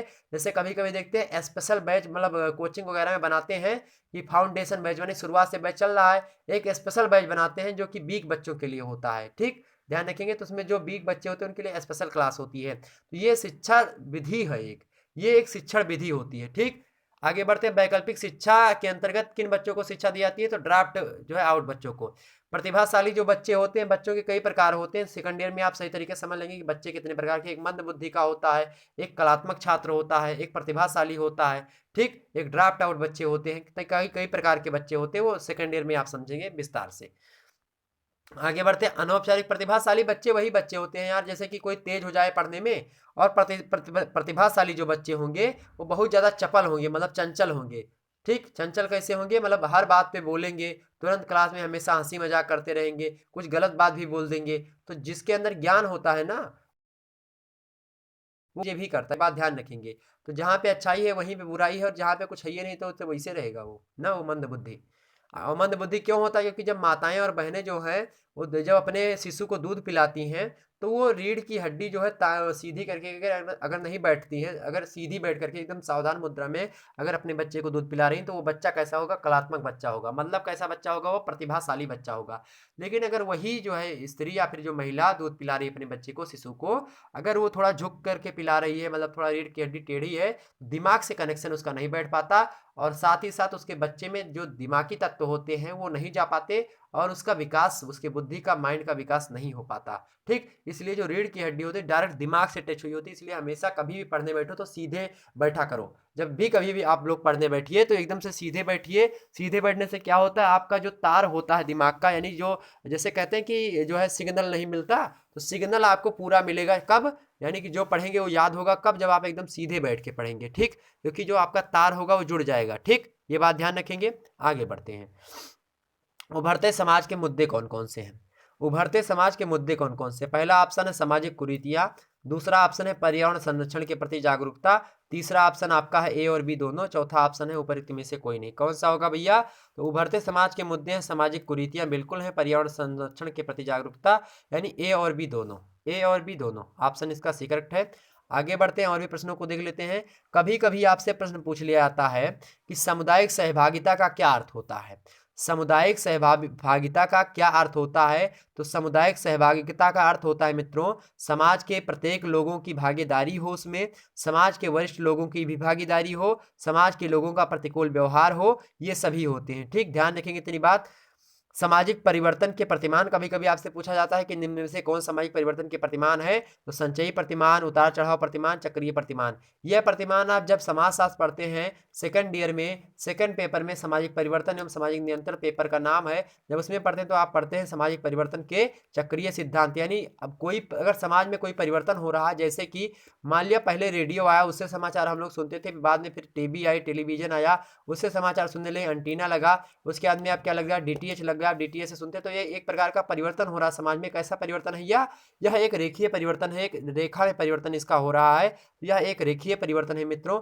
अब जो है दूसरा परिवर्तन यानी प्रथम प्रतिमान का परिवर्तन होगा। दूसरा प्रतिमान का परिवर्तन ये होता है इस प्रकार से, जैसे कि आता जाता रहेगा कुछ चीज, जैसे परिवर्तन हुआ, जैसे जनसंख्या हो गई, जनसंख्या में परिवर्तन हुआ और किसी साल जनसंख्या में घटोत्तरी हो गई, किसी साल जनसंख्या बढ़ी, किसी साल कम हो गई। इस प्रकार के परिवर्तन को हम रेखीय परिवर्तन कहते हैं या फिर उतार चढ़ाव वाले परिवर्तन कहते हैं। ठीक, संचयी परिवर्तन कौन होते हैं? जो एक ही दिशा में जाते हैं, रेखीय परिवर्तन को संचयी परिवर्तन कहते हैं। चक्रीय परिवर्तन क्या होते हैं? जैसे मौसम आदि की अगर घटनाएं घटित होती हैं, जैसे देखिए एक चक्र बना दीजिए, यहाँ पे मान लिया ठंडी चल रही है, आज के समय में ठंडी का महीना है, उसके बाद में क्या आएगी? गर्मी आएगी, गर्मी के बाद क्या आएगा? बरसात आएगा, फिर ठंडी आएगी, फिर गर्मी, फिर बरसात, ठंडी गर्मी बरसात, ठंडी गर्मी बरसात। इस प्रकार से एक चक्र में चलता रहेगा। इसी को चक्रीय परिवर्तन कहते हैं समाज का। समझ में आई बात? चलो आगे बढ़ते हैं। तो समझ में आई बात भैया? चलो आगे बढ़ते हैं। अगला प्रश्न आपके सामने है। अगला प्रश्न है कि सामाजिक व्यवस्था को एक निश्चित दिशा की ओर मोड़ने को क्या कहते हैं? तो सामाजिक परिवर्तन का मुख्य कारण वर्ग संघर्ष है। क्या प्रश्न है भैया? हाँ, प्रश्न क्या है कि सामाजिक परिवर्तन का मुख्य कारण वर्ग संघर्ष होता है, या कथन किसने कहा? जब कभी भी आपको वर्ग संघर्ष समझ मतलब कभी भी आ जाए, चाहे समाज शास्त्र में हो और चाहे कि राजनीति शास्त्र में हो और चाहे आपको शिक्षा शास्त्र में मिल जाए, जब कभी भी आपको वर्ग संघर्ष मिल जाए या फिर हिस्ट्री में मिल जाएगा वर्ग संघर्ष, तो आपका एक ही ऑप्शन करेक्ट होता है, वो है कार्ल मार्क्स। कार्ल मार्क्स जो है, ये मार्क्सवादी विचारधारा जो है इनकी बहुत फेमस है। गांधी विचारधारा, मार्क्स विचारधारा। ये मार्क्स विचारधारा कैसी? समाजवादी, यानी कि इन्होंने क्या करा है? दो वर्गों के बीच में क्या करा, जैसे पूंजीपति वर्ग और सर्वहारा वर्ग, पूंजीपति वर्ग और सर्वहारा वर्ग के बीच में संघर्षों को डिनोट करा है। इसी पर इन्होंने पूरा अपनी थ्योरी लगा दी, इन्होंने वर्ग संघर्ष की विचारधारा दी। इसीलिए जब कभी भी वर्ग संघर्ष की बात करें तो आप तुरंत लगाइएगा कार्ल मार्क्स, यानी किसी भी कथन में वर्ग संघर्ष की बात करें यानी सामाजिक परिवर्तन का मुख्य कारण क्या है? वर्ग संघर्ष होता है। यह कथन किसका है भैया? यह कथन है किसका? यह कथन है आपके कार्ल मार्क्स का। ठीक, आपसे करेक्ट है।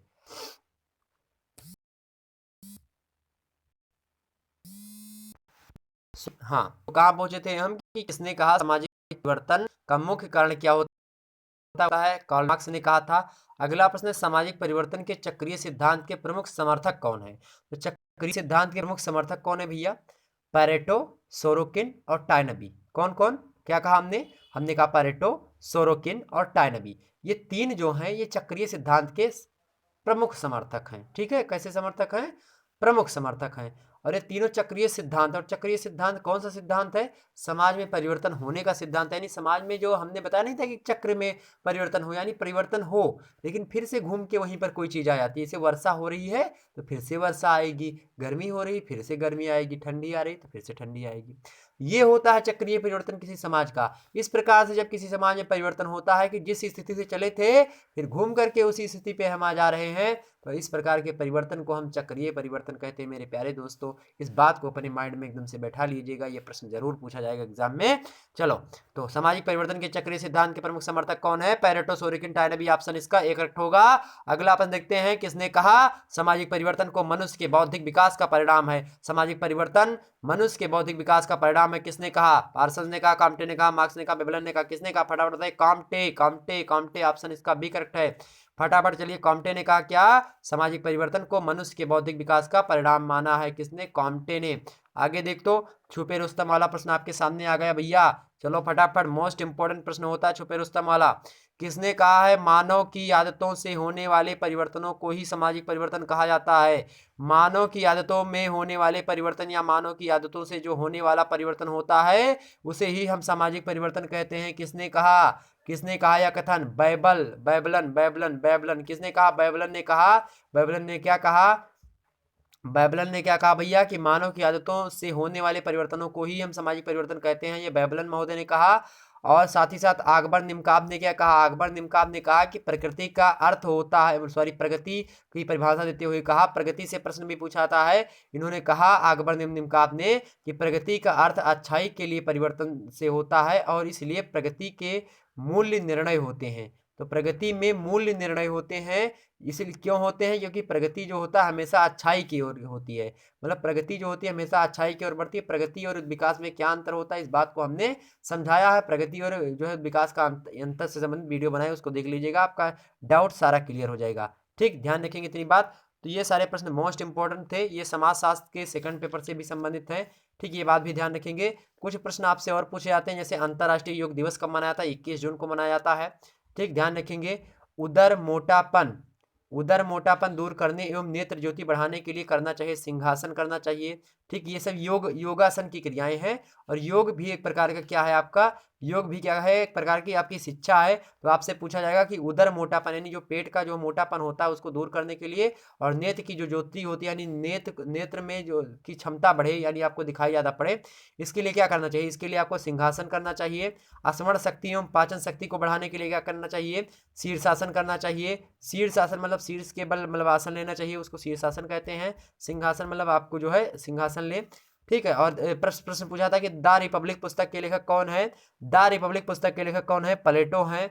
ठीक है। आपसे अगर प्रश्न पूछा जाए मित्रों कि द ग्रुप माइंड पुस्तक के लेखक कौन है? मैकडूगल हैं। द ग्रुप माइंड पुस्तक के लेखक मैकडूगल हैं। वर्ग विहीन समाज की कल्पना किसने करी? कार्ल मार्क्स ने करी। वर्ग विहीन जहां आ जाए वहीं पर कार्ल मार्क्स बताइएगा। वर्ग विहीन वर्ग संघर्ष तो कार्ल मार्क्स हैं। ठीक, ध्यान रखेंगे।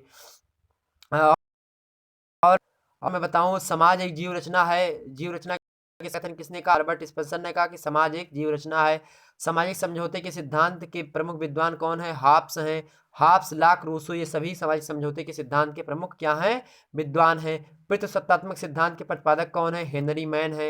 मातृसत्तात्मक सिद्धांत के प्रवर्तक कौन है? मैकलेलन है। कौन है? मैकलेलन। ठीक, ध्यान रखेंगे।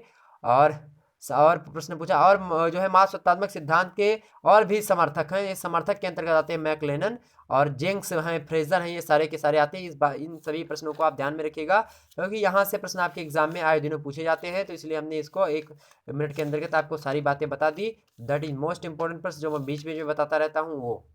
आगे बढ़ते हैं। अगला प्रश्न है आपके सामने, अगला प्रश्न आपके सामने प्रस्तुत है मित्रों कि क्या प्रश्न है कि भारत की खोज पुस्तक के लेखक कौन है? भारत की खोज पुस्तक के लेखक कौन है भैया? जवाहरलाल नेहरू। जवाहरलाल नेहरू, जेएल नेहरू ने भारत की खोज नामक पुस्तक लिखी। किसने लिखी है? जेएल नेहरू ने लिखी है। ध्यान रखेंगे, जेएल नेहरू ने कौन सी पुस्तक लिखी है? भारत की खोज। ठीक। मानवाधिकारों के घोषणा पत्र में कितने अनुच्छेद हैं? 30 अनुच्छेद है मानवाधिकारों के घोषणा पत्र के अंतर्गत। ठीक है, ध्यान रखेंगे। और पूछा जाता है कि भारतीय संविधान में शिक्षा का अधिकार आता है, तो 21A के अंतर्गत शिक्षा का अधिकार रखा गया है, एक जो कि एक क्या है? मौलिक अधिकार है। ध्यान रखेंगे इतनी बात। चलो आगे बढ़ते हैं। अगला प्रश्न है कि अंतर्राष्ट्रीय सद्भावना, क्योंकि इकाई जो है 4 जो है आपकी, उसमें राष्ट्रीय, अंतर्राष्ट्रीय, मानव संसाधन और मानवाधिकार हेतु शिक्षा है, तो मानवाधिकार के बारे में आपको जानना पड़ेगा। राष्ट्रीय एकता में बाधक तत्व कौन कौन से होते हैं, कौन कौन से नहीं होते हैं, ये बातें भी आपको जाननी पड़ेगी। ठीक, ध्यान रखेंगे। संसाधन विकास का साधन कौन सा? मानव संसाधन विकास के साधन प्राथमिक शिक्षा, उच्च शिक्षा, माध्यमिक शिक्षा, ये सभी शिक्षाएं होती हैं। ठीक, ध्यान रखेंगे इतनी बात। आगे बढ़ते हैं। राष्ट्रीय एकता को प्रभावित करने वाले मुख्य तत्व कौन से हैं? एकता की भावना एवं राष्ट्रीय हित जो होता है, ये मोस्ट इंपॉर्टेंट चीजें होती हैं। ठीक, भारत एक कैसा राज्य है? भारत एक धर्मनिरपेक्ष राज्य है, ये भी प्रश्न आपको इंपॉर्टेंट है, ध्यान रखेंगे इतनी बात। प्रथम राष्ट्रीय एकता समिति का गठन किसकी अध्यक्षता में किया गया था? तो जेएल नेहरू के। जेएल नेहरू ने कौन सी पुस्तक लिखी? जवाहरलाल नेहरू ने भारत की खोज नामक पुस्तक लिखी है। ठीक, ध्यान रखेंगे। एक प्रश्न पूछा आता है कि पृथकता का अर्थ पिछड़ापन अथवा पतन है। पृथकता मतलब होता है अलगाव, यानी अलग मतलब अलगाववाद का जो अर्थ होता है पिछड़ापन अथवा पतन होता है, यानी पिछड़ापन या पतन होता है जब अलगाव कोई व्यक्ति करने लगता है। ऑप्शन इसका जो होता है वो, उसमें ऑप्शन नहीं, जवाहरलाल नेहरू ने एक कथन कहा था। ठीक, ध्यान रखेंगे। अगला प्रश्न देखते हैं। अंतर्राष्ट्रीय सद्भावना के हेतु मतलब अंतर्राष्ट्रीय सद्भावना के विकास के लिए किस प्रकार की नागरिक का विकास होना चाहिए? राष्ट्रीय नागरिकता, विश्व नागरिकता, प्रादेशिक नागरिकता या फिर क्षेत्रीय नागरिकता, किस प्रकार की नागरिकता होनी चाहिए अंतर्राष्ट्रीय सद्भावना के विकास के लिए? तो विश्व नागरिकता होनी चाहिए उसके लिए। ठीक, जब विश्व अंतर्राष्ट्रीय लेवल पर होगा तो विश्व नागरिकता, राष्ट्रीय लेवल पर तो राष्ट्रीय नागरिकता होनी चाहिए। ठीक, और प्रदेश नागरिकता तो ये सब अमेरिका वगैरह में पाई जाती है। क्षेत्रीय नागरिकता अपने यहाँ एक प्रकार की होती है, एकल नागरिकता पाई जाती है, अमेरिका में दोहरी नागरिकता पाई जाती है। अगला अपन देखते हैं, यूनेस्को क्या है? यूनेस्को जो है संयुक्त राष्ट्र संघ की एक इकाई है। क्या है? यूनेस्को जो है संयुक्त राष्ट्र संघ की एक इकाई है। यूएनओ की क्या है? एक इकाई है। ठीक है, ध्यान रखेंगे। यूनेस्को जो होता है विश्व की धरोहर में शामिल करता है, जैसे ताजमहल वगैरह को, ये जो विश्व की जो प्राचीन चीजें होती हैं उनको क्या करता है? धरोहर के रूप में बनाए रखता है। उसके लिए जो है ये फंडिंग करता है, उसको सुचारू रूप से बनाए रखने के लिए फंड भी देता है हर एक देशों को, जहाँ पे क्या है पुरानी चीजें अभी बची हुई हैं। आगे बढ़ते हैं, उसी को यूनेस्को कहा जाता है। यहाँ पे और कुछ प्रश्न नीचे यहाँ पे दिया छुपा रुस्तम वाला, इसको नहीं देखे भैया, बड़ा महत्वपूर्ण प्रश्न है। देखिए, प्रजातांत्रिक मूल्यों के विकास हेतु नागरिकों के लिए ये है तो प्रजातांत्रिक मूल्यों के लिए विकास हेतु प्रजातांत्रिक मूल्यों का जो विकास होता है उसके लिए नागरिकों का किस प्रकार का योग्यता होना आवश्यक है। नागरिक कैसे होने चाहिए भैया, नागरिक जो होने चाहिए प्रजातांत्रिक मूल्यों के लिए वो शैक्षिक होने चाहिए, मतलब शिक्षण उनको मिलना चाहिए, यानी शिक्षित व्यक्ति हो। आगे बढ़ते हैं। अगला प्रश्न है कि दूरगामी शिक्षा किनके लिए अधिक उपयोगी होती है। दूरगामी शिक्षा किनके लिए अधिक उपयोगी होती है, तो दूरगामी छात्रों के लिए। दूरगामी शिक्षा किनके लिए अधिक उपयोगी होती है, दूरगामी छात्रों के लिए। ऑप्शन इसका सी करेक्ट है। अगला प्रश्न देखिए, मानव ईश्वर की छाया से बना हुआ है, इसका कारण सृजनता में भागीदारी होना या फिर भागीदार होना होता है। यह कथन किसका है, यह कथन है स्वामी विवेकानंद का। स्वामी विवेकानंद ने क्या कहा कि मानव ईश्वर की छाया से बना हुआ होता है। ईश्वर की क्या है, ये प्रतिबिंब है। कौन, मानव। इसका कारण सृजनता में भागीदार होता है। ठीक, ध्यान रखेंगे। आगे बढ़ते हैं। अगला प्रश्न है आपका, तो किसने कहा, स्वामी विवेकानंद ने कहा। अगला प्रश्न देखते हैं, शिक्षा में मानववाद मनुष्य की महान उपलब्धियों तथा विचारों का क्या है, अध्ययन है। यह कथन किसने कहा, यह कथन किसने कहा भैया, यह कथन है किसका, यह कथन है एच जी गुड का। एच जी गुड, ऑप्शन इसका है करेक्ट है। नीचे प्रश्न छुपे रुस्तम वाला आपको मिल रहा होगा। शिक्षा जन्म से प्रारंभ होती है तथा माता उपयुक्त परिचारिका होती है। हमने फिर से कितनी बार इसको बताया है, मोस्ट इंपॉर्टेंट प्रश्न है। ठीक है, शिक्षा जन्म से प्रारंभ होती है तथा माता उपयुक्त परिचारिका होती है। कथन किसका है, यह कथन आपकी किसका है भैया, रूसो का है। ध्यान रखेंगे, रूसो का। समाज शिक्षा से हमारा अभिप्राय पूर्ण मानव की शिक्षा है, यह कथन किसका है। प्रश्न पूछा गया प्रीवियस ईयर में कि समाज शिक्षा से हमारा अभिप्राय पूर्ण मानव की शिक्षा होता है, यह कथन किसका है, मौलाना आजाद का। यह कथन किसका है, मौलाना आजाद का है। प्रथम राष्ट्रीय महिला शिक्षा समिति के अध्यक्ष कौन थे, प्रथम राष्ट्रीय महिला शिक्षा समिति के अध्यक्ष कौन थे। मोस्ट इंपोर्टेंट प्रश्न है। श्रीमती दुर्गाबाई देशमुख, श्रीमती दुर्गाबाई देशमुख थी कौन, प्रथम राष्ट्रीय महिला शिक्षा समिति की अध्यक्ष थी। ठीक, ध्यान रखेंगे। राष्ट्रीय महिला शिक्षा परिषद का पुनर्गठन किस समय में मतलब किया गया था, किस सन में, 1964 ईस्वी में राष्ट्रीय महिला शिक्षा परिषद का पुनर्गठन किया गया था। इस बात को आप ध्यान रखेंगे। ठीक, चलो आगे बढ़ते हैं, अगले प्रश्न की ओर हम बढ़ते हैं फटाफट। अगला प्रश्न है मित्रों, आपके सामने स्लाइड प्रस्तुत है। डेमोक्रेसी एंड एजुकेशन पुस्तक के लेखक कौन है। मोस्ट इंपोर्टेंट प्रश्न है। डेमोक्रेसी एंड एजुकेशन पुस्तक के लेखक कौन है, जॉन डीबी है। कौन है, जॉन डीबी है। अगला प्रश्न देखते हैं, समान गुणवत्ता वाली स्कूलों की समान रूप से सभी को उपलब्धि समान अवसर का एक महत्वपूर्ण घटक है, यह कथन किसका है। तो यह कथन किसका है कि समान गुणवत्ता वाली स्कूलों की समान रूप से सभी को उपलब्धि समान अवसर का एक महत्वपूर्ण घटक है, यह कथन है लुईस क्रिसबर्ग का। लुईस क्रिसबर्ग का। ठीक, ऑप्शन इसका बी करेक्ट है। अगला प्रश्न देखिए, अनिवार्य प्राथमिक शिक्षा का संविधान के किस अनुच्छेद द्वारा प्रावधान किया गया है कि अनिवार्य शिक्षा उपलब्ध करवाई जाएगी। अनुच्छेद 45। अनुच्छेद 45 में कहा गया ये बात थी। ठीक, ध्यान रखेंगे कि राज्य क्या करेगा, तो अनुच्छेद 45 में बताई गई। अनुच्छेद 45 में क्या कहा गया, अनुच्छेद 45 में कहा गया कि 6 से 14 वर्ष के बच्चों को निःशुल्क और अनिवार्य शिक्षा प्राप्त करवाएगा कौन, राज्य। संविधान संशोधन हुआ, 86वां संविधान संशोधन हुआ 2002 में, और यह बात इसमें जोड़ी गई। ठीक, और अनुच्छेद 21A के अंतर्गत भी एक मौलिक अधिकार के रूप में इसको रखा गया। अनुच्छेद 45 नीति निर्देशक तत्व है, अर्थात आप जो है बाध्य नहीं कर सकते राज्य को, लेकिन हर एक राज्य में देखते होंगे आपको एक शिक्षा उपलब्ध करवाई जाती है, अनिवार्य शिक्षा जो है निःशुल्क शिक्षा उपलब्ध करवाई जाती है प्राइमरी पाठशाला में। तो कौन करता है, राज्य करता है। ये बात कहाँ पे लिखी है, अनुच्छेद 45 में लिखी है, नीति निर्देशक तत्व में लिखी है। ठीक, और अनुच्छेद 21A में, जो कि एक मौलिक अधिकार है जिसके खिलाफ आप सुप्रीम कोर्ट में, मतलब अगर कोई हनन होता है आपके मौलिक अधिकार का, तो सुप्रीम कोर्ट आप जा सकते हैं, राज्य के खिलाफ भी केस कर सकते हैं। वो चीज जो है 21A के अंतर्गत रखी गई। एक मौलिक अधिकार शिक्षा का अधिकार है, शिक्षा ग्रहण करने का अधिकार। ठीक, ध्यान रखेंगे इतनी बात। आगे बढ़ते हैं। अगला प्रश्न देखते हैं, जनसंख्या शिक्षा का आवश्यक है, मतलब जनसंख्या शिक्षा आवश्यक होती है सबको रोजगार देने के लिए, जनसंख्या शिक्षा आवश्यक होती है। जनसंख्या के बारे में जानना अति आवश्यक होता है, क्योंकि जनसंख्या ज़्यादा बढ़ेगी तो सबको रोजगार नहीं मिल पाएगा। ध्यान रखेंगे इतनी बात।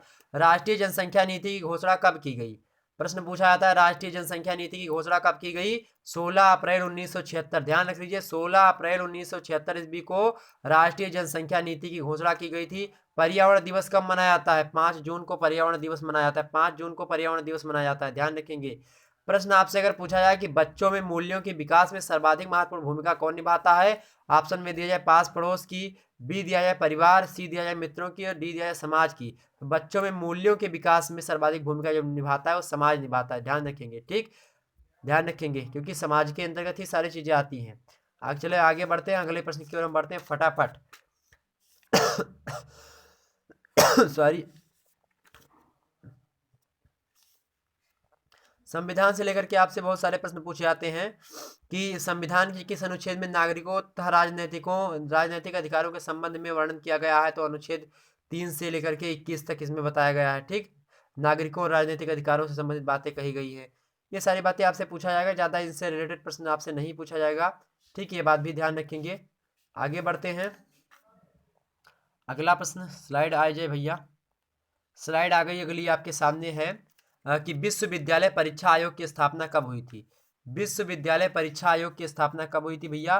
तो विश्वविद्यालय परीक्षा आयोग की स्थापना जो हुई थी कब हुई थी, 1948 ईस्वी में हुई थी। विश्वविद्यालय परीक्षा आयोग की स्थापना कब हुई थी, 1948 ईस्वी में हुई थी। ऑप्शन इसका ए करेक्ट है। अखिल माध्यमिक परिषद की स्थापना कब हुई थी, प्रश्न पूछा आता है अखिल माध्यमिक परिषद की स्थापना कब हुई थी, 1954 में हुई थी। कब हुई थी, 1954 में हुई थी। विश्वविद्यालय अनुदान आयोग को एक वैधानिक संस्थान बताया गया, मतलब एक कानूनी संस्थान बताया गया। कब, 1953 में। 1953 ईस्वी में विश्वविद्यालय में जो अनुदान दिया जाता है सरकार के द्वारा, उसको एक विधि मतलब मतलब कानूनी रूप से उसको मान्यता मिल गई 1953 ईस्वी में। ये बात ध्यान रखेंगे। अखिल भारतीय प्राविधिक शिक्षा परिषद को कब वैधानिक संस्था बनाया गया। तो अखिल माध्यमिक जो है अखिल भारतीय प्राविधिक शिक्षा परिषद को 1887 ईस्वी में कानूनी दर्जा मिला। ध्यान रखेंगे इतनी बात। चलो आगे बढ़ते हैं, अगला प्रश्न है आपका कि भारत में शिक्षा को समवर्ती सूची में कब लाया गया। ध्यान रखेंगे अपने भारत के संविधान में 3 प्रकार की सूचियां कार्य करती है, एक तो राज्य सूची, एक संघ सूची और केंद्र मतलब एक समवर्ती सूची। तो संघ सूची मतलब केंद्र सूची, राज्य सूची मतलब राज्य सूची, राज्य के क्षेत्र में मतलब राज्य के कार्य जो होते हैं वो राज्य सूची के अंतर्गत आते हैं, राज्य सरकार करेगा उसमें। जो केंद्र सरकार का कानून होता है मतलब केंद्र सरकार किन किन वस्तुओं पर कानून बनाएगी, किन किन चीजों पर कानून बनाएगी, मतलब संसद जो कानून बनाएगी वो केंद्र सूची के अंतर्गत वस्तुओं के कानून बनाएगी। राज्य सूची वाला राज्य मतलब विधानमंडल बनाएगा। उसके बाद में जो केंद्र सूची में होगा उस पर राज्य और केंद्र दोनों बनाएगा। जैसे कि विश्वविद्यालय होते हैं, एक केंद्रीय विद्यालय होता है, एक प्राइमरी पाठशाला होती है जो कि एक राजकीय विद्यालय होता है। एक राजकीय होता है, एक क्या होता है, एक क्या होता है आपका, तो एक राजकीय होता है, एक केंद्रीय होता है। ठीक, ध्यान रखेंगे। तो केंद्रीय क्या होता है, वो केंद्र सरकार के द्वारा, राजकीय क्या होता है, राज्य सरकार के द्वारा।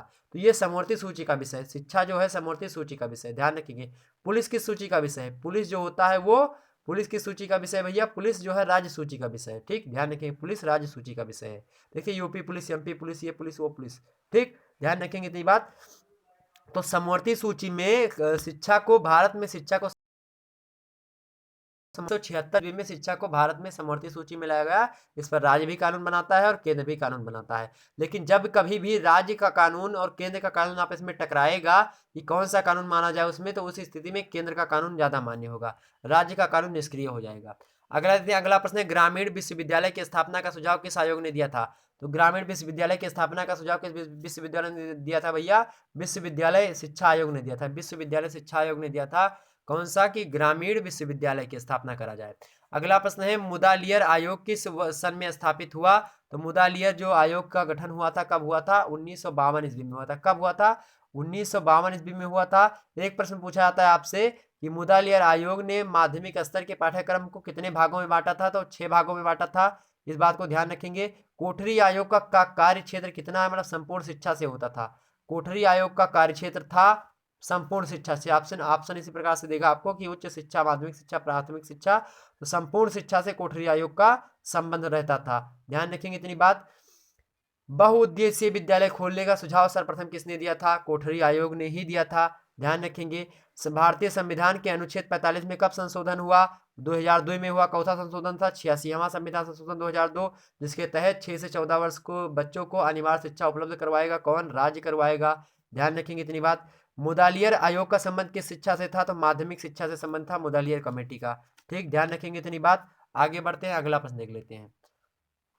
अगला प्रश्न है कि कौन मुख्यतः स्कूली शिक्षा से संबंधित है। तो कौन मुख्यतः स्कूली शिक्षा से संबंधित है भैया, देखो एनसीईआरटी पैटर्न पर आपकी जो स्कूली शिक्षा होती है आधारित होती है। जबकि एआईयू ये सब क्या है, ये सब एक विश्वविद्यालय है, यूजीसी ये नेट वगैरह की तैयारी ये सब होता है, तो ये सब बड़े बड़े क्षेत्र हैं। ठीक, एनसीईआरटी जो होती है स्कूली शिक्षा से संबंधित है। अगला देखते हैं संविधान में जोड़े गए अनुच्छेद 22 का संबंध किससे है। अनुच्छेद 22 का जो है किससे है, अनुच्छेद 22 का संबंध ऑप्शन में आपको दिया है, क्या क्या दिया है। अनुच्छेद 22 का संबंध प्राथमिक शिक्षा से, प्राथमिक शिक्षा से किससे है, प्राथमिक शिक्षा से। ऑप्शन इसका सी है, प्राथमिक शिक्षा से अनुच्छेद 22 का संबंध है। आगे देखते हैं और भी संबंध है। अनुच्छेद 22 के खंड में लिखा है सारी बातें, अनुच्छेद 22 में और भी बातें लिखी हैं। ऐसा नहीं है अनुच्छेद 22 जो है केवल इसी के लिए बताया जाता है। अनुच्छेद 22 में बहुत चीज़ें लिखी हुई हैं जो कि मतलब एक प्रकार से मैं बताऊं, अनुच्छेद 22 को तो कुछ दशाओं में गिरफ्तारी और निषेध से संबंधित संरक्षण दिया गया है, उसमें बात करी गई है। कुछ दशाओं में गिरफ्तारी और निषेध से संबंधित आरक्षण दिया गया है। ठीक, लेकिन उससे मुझे शिक्षा मतलब प्राथमिक शिक्षा के बारे में भी थोड़ा बहुत बताया गया उसके खंडों में। ठीक, आगे बढ़ते हैं। संवैधानिक प्रावधानों के अनुसार शिक्षा होती है, या फिर यहाँ पे अनुच्छेद 21 होना चाहिए। अनुच्छेद 21 में बात करी गई है, अनुच्छेद 21 में, ठीक है, प्राथमिक शिक्षा, या फिर अनुच्छेद 45 में बात करी गई है। अनुच्छेद 22 में यार हमें नहीं लगता, अनुच्छेद 22 में सीधा सीधा लिखा गया है कुछ दशाओं में गिरफ्तारी और निषेध से संरक्षण। अब कुछ दशाओं में गिरफ्तारी और निषेध से संरक्षण कैसे होता है, जैसे कि मतलब इसमें तमाम सारी चीज़ें होती हैं, किसी दिन मैं जो संविधान पढ़ा रहूँगा तो बता दूंगा। ठीक है, चलो, तो ये प्रश्न आप एक्सेप्शन में रखिए। ये प्रश्न जो होता है संविधान में जोड़े गए अनुच्छेद 22 का संबंध किससे है। संविधान में जो, अच्छा, अनुच्छेद 22 में कोई हमारे ख्याल से संशोधन हुआ, उसमें जोड़ा गया है चीज। तो अनुच्छेद 22 का संबंध किससे है, प्राथमिक शिक्षा से। ठीक, 21 का किससे, प्राथमिक इसी शिक्षा से संबंधित है। और उसके मौलिक अधिकार है अनुच्छेद 21-22। और उसके बाद में आपका जो अनुच्छेद 45 है उसमें संशोधन किया गया था, 86वां संविधान संशोधन 2002। और इसमें बताया गया कि 6 से 14 वर्ष के बच्चों को अनिवार्य निःशुल्क शिक्षा उपलब्ध करवाएगा राज्य। अगला देखते हैं संवैधानिक प्रावधानों के अनुसार शिक्षा क्या है। संवैधानिक प्रावधानों के अनुसार शिक्षा क्या है, एक अधिकार होता है। अगला प्रश्न देखते हैं वंचित वर्गों के लिए विशेष शैक्षिक व्यवस्था करना क्या होता है। तो जो वंचित वर्ग है उनके लिए अगर विशेष शिक्षा व्यवस्था कर दी जाए तो उसी को हम क्या कहते हैं, सामाजिक न्याय के अंतर्गत रखते हैं। ऑप्शन इसका बी करेक्ट है। अगला प्रश्न देखते हैं भैया, अगला प्रश्न आपके सामने, अगला प्रश्न है, अगला प्रश्न शायद बस इतना था भैया, अब लास्ट था आपका, खत्म हो गया। तो कुल मिलाकर के आपने लगभग 100 से अधिक प्रश्नों को समझा और जाना, मुख्य रूप से सारी बातों को आपने समझ लिया और जाना, विस्तृत रूप से सभी बातों को समझा। अब आपसे किसी भी प्रकार का कोई प्रश्न छोड़ करके नहीं जाएगा। इस वीडियो में बताई गई समस्त बातों को आप ध्यान से सुनेंगे तो मुझे नहीं लगता कि आपको शिक्षा शास्त्र के बारे में जो है कहीं से भी और पढ़ने की आवश्यकता होगी। लेकिन अपनी बुक खरीद लीजिएगा, उसमें पढ़िएगा, मतलब बुक नहीं, जो सीरीज आती है आपके यूनिवर्सिटी से संबंधित उसको देख लीजिएगा, मतलब उसको पढ़िएगा। साथ ही साथ ये वीडियो 2 से 3 बार आप देखेंगे, आपके माइंड में सारे प्रश्न आपके रट जाएंगे। तो चलिए फिर मिलेंगे हम अगले वीडियो में इसके नेक्स्ट पार्ट के साथ। उसमें बात करेंगे हम सेकंड पेपर में कि सेकंड पेपर में किस प्रकार के प्रश्न पूछे जाते हैं। तो चलिए फिर मिलते हैं हम अगले वीडियो में, तब तक के लिए जय हिंद, जय भारत।